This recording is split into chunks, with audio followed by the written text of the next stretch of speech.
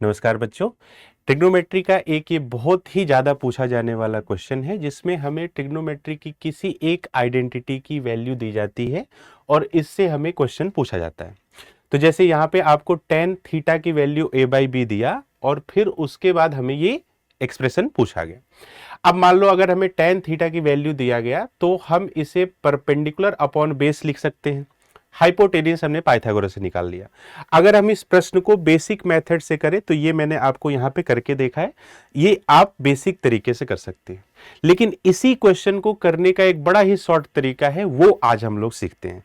तो देखो, अगर हमें tan थीटा या cot थीटा की वैल्यू दी जाए और हमें जो प्रश्न पूछा जाए, इस प्रश्न में अगर सिर्फ साइन या कॉस पूछा जाए जो कि प्लस या माइनस के साइन के साथ है, तो इसको करने का एक शॉर्ट तरीका है अपने पास। वो क्या है कि जैसे हमें पता है कि tan थीटा की जो वैल्यू होती है वो sine theta upon cos theta भी होता है ना, ऐसा हमें पता है।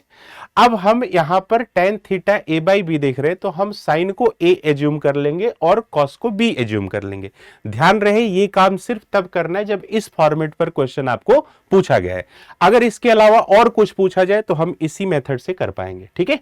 तो अब हम साइन को a रख सकते हैं और कॉस को b रख सकते हैं, तो इसमें वैल्यू पुट कर दे a into sine theta means a minus b into cos theta means b upon में a into sine theta means a plus b into cos theta means b into b।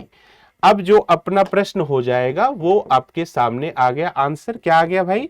तो a square minus B square upon में a square plus B square. अगर आपको ये बात समझ में आ गई तो आप इसके साथ ही ये एक दूसरा क्वेश्चन मैं आपके लिए छोड़ रहा हूं जिसे आप लोग करेंगे और इसका आंसर कमेंट करिए। और ऐसे ही ट्रिक के लिए आप जुड़े रहे दृष्टि टीचिंग एग्जाम पे। धन्यवाद आप सभी का।